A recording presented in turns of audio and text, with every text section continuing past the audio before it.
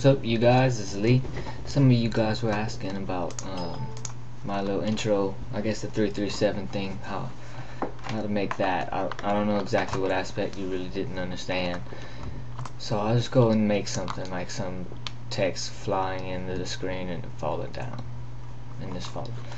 Let's make a seamless background. Hopefully I'll throw a bunch of different aspects of things that you probably don't know in this video, or I can just cover a few things, a bunch of things. Sky, throw yourself a sky in there. We'll go and make material. I mean, it doesn't need to be much. We'll start with nothing, you know, nothing, just that. Our default, not nothing. And then we'll make this. We'll make a ground. We'll make just a big disk. Make a disk. T to transform it and make it big. Just drag it out, or just click the disk and type in a radius of like 1500 or something. I mean, you don't have to type in 1500. It could be lower if you wanted. Matter of fact, I'll type in 800. That's good enough for what we're gonna do. Excuse me. And throw that on the disk. You're gonna want to take the disk. Let's take everything and group it. Select Alt G, group it, and call it or place. Yo mom, call it that. And take the disk, right click, and add a Cinema 4D tag or tags. Cinema 4D tag. Hopefully you guys can see it. It's the compositing tag. Composite. And then you're gonna want to composite background. See how that looks. You're like, hey, it's the same old, same old. If you go and turn your ambient occlusion on, and you were to have something, drop the floor. Oh, I love drop the floor on the ground. You'll get that ambient occlusion, the instant shadow, so it looks like you have a seamless floor. So there we go. That's the start. Now we want to make text. Let's go MoGraph text. Let a middle. We're gonna what we're gonna say. Our site. Let's make it real thick and big. Or say you had numbers. Like 1, 2, 3. It'd do best with just 3 big old rocks. You know, make them like they're rocks. Let's go find a decent font. Use whatever you want. I say something thick. That you can make big, and take the depth. Do that. I like to give it a few more subdivisions just to. Okay, 1, 2, 3. Alright. Okay, what we're gonna do is press C to make it editable. Oh no, let's go back and put some caps on it. I'm just gonna put caps. Go to the object caps and do 3, 2. Same thing. 3 tab 2. Boom. It's enough cap. 1, 2, 3. And let's go make some rock texture. It's so simple just to go to Google. Boom. Stone texture. Find something. I mean, this image is.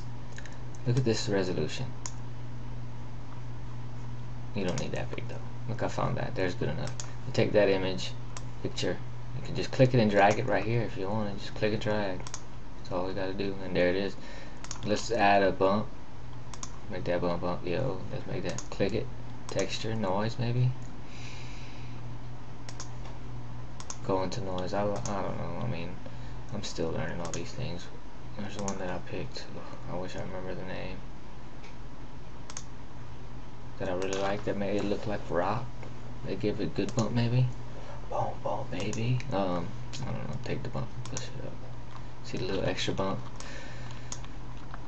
You're gonna wanna drag it on the text, click that texture, and then change it to cubic possibly.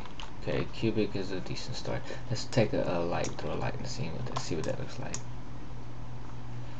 Now I like the spot I'm in right here, so I'm gonna add a camera, go into it, get out of it, and then I can move out because I want to move over here and then affect the light. Actually, I want to see. There might be a few things I need to do. Okay. No. Make sure the ambient occlusion doesn't seem to be doing very well. If you go to shadow, add area shadow, that should give you some shadow. Oof, that's some shadow. Soft. That's even worse, huh?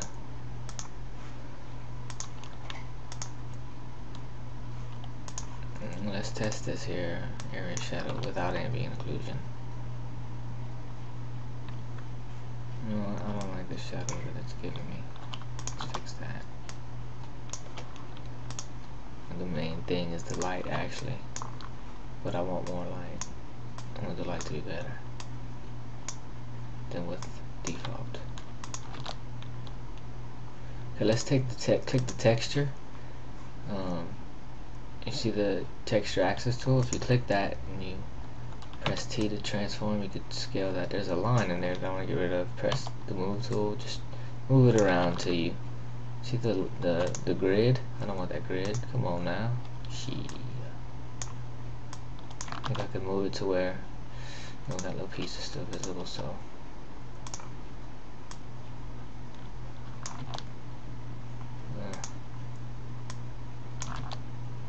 grid everywhere, huh? Well, scale it. I like to not scale up. If anything, scale down. If you want more displacement, if you want it more rocky, you can go to basic and displacement. If you want more bump, which is actually displacement anyway, and then you can go add a noise here. Or if you have, look at how much more it adds. Turn it down.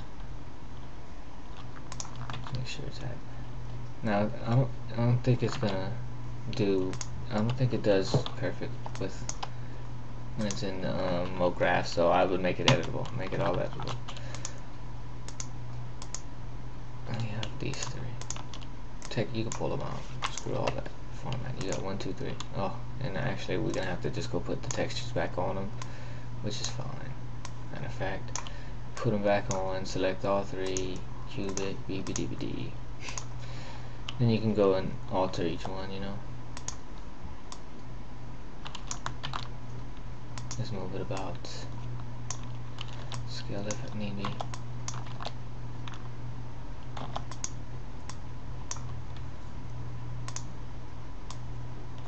Oh, sorry. Remember, make sure you select the texture tool. Okay, now you start to see the rocky format. Definitely more on this. It's just oops, select the other one. Got to remember my time limits here. I hate time limits, man. Okay, so we have these three. Okay, what we're gonna do is we're gonna animate them. Coming in, we're gonna select their points and alt select the P and then control click the stop, whatever it is, the little circle for both of those coordinates for all three, and then we're just gonna come back right here and get out of our camera, and we're gonna go to each one, click this tool, and then rotate it. Do something. Actually, you know what I'm gonna do to these axes? Move them. I'm selecting the axis tool and I'm moving these axes up into the middle and then to the back. Selecting each tool to make sure. So I want that one to have the axis there. 2. I want it all in the center of each item. You get it? No. Now we're gonna do a little movement. So I just screwed this up. Let's bring this back.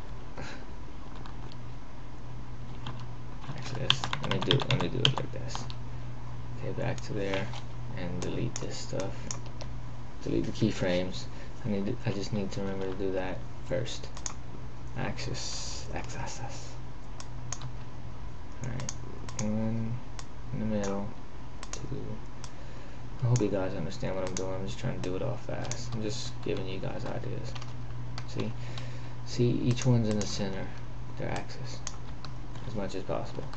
So I can, oops, record on all of them. Let me just do all of them.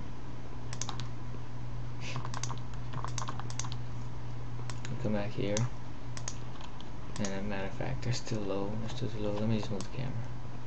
So say that's where they're gonna end up. All right. And I'm gonna come back here, and then I'm gonna move it. I'm gonna remember to be in this. Move the object moving tool, and then you could also come in, instead of having to grab a coordinate and it's going to just go down, I want to go forward towards the camera, right? So just take the Z and pull it forward. Matter of fact, see, I'll move it this way. Same things for this. I don't like to do the same rotation for each one, you know, just do some different rotations. You just make sure that yellow's telling you, hey, something's changed here. Oops.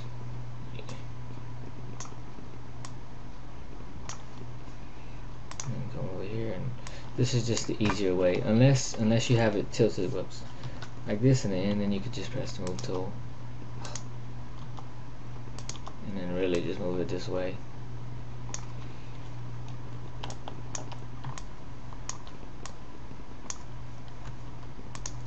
I'll go back here, going boom, boom, boom, boom. Now I don't want to do it all at the same time, so I will go into the. Actually, at the same time does look alright, but let's go a little off, not much, and then move them all forward more. So see, that's doing a quick move in. Let's just play it, see how it does in full speed. Kind of fast, so this is just 3 seconds. So I can select all these keyframes and then select here, and it's going to move it back. This just makes it slower. Okay, boom. So right there, let's make them fall. Select, oops, select all of them. Simulation, if you're in release 12, create rigid body, and we're going to turn them off. I mean, no, we're going to have them on, we're going to enable them off, and then press the stopwatch. Then press G. G goes forward. Whoops, I can't believe I just done that. I do that all the time. I hate H. F goes back 1 frame, G goes forward on your timeline. So you press G, and you're going to want to enable it, and then keyframe it. But don't press play yet. Let's go to this little disk, and same way, add the dynamic tag. And with the dynamic is going to be off. Off is meaning it's a collider, so it's not going to fall. So these things are going to fall to the floor. Let's go back, watch it, and then they fell to the floor. Now they don't do much of a fall, right? And it's up to you to make some cool sounds in the end later. But we can bring the disc down, right?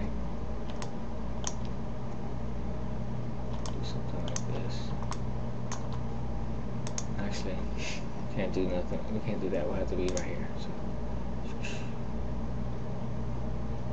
So we're gonna have to give it more seconds so we can see more of its wrongdoing. Go to this dynamic, and you could change. The main things is bounce and friction. You might want to change. Take the bounce and pull it up. Or 85, the friction down to 10. Let's see what that looks like. It's going to help these bounce a little bit on the floor. And then if you go to these and do the same thing, it's going to even give more. Bring the bounce up to 85, to 10, I guess. The friction is whenever they now they're hopping, huh? Now the friction is whenever it's connecting and the rubbing, kind of like Brillo pad rubbing, more friction. Bouncing is just that, it's bouncing, see? It's getting down. So that's it. I hope that told you guys how to do that. That was how simple that was. Ask me something else. Take it easy.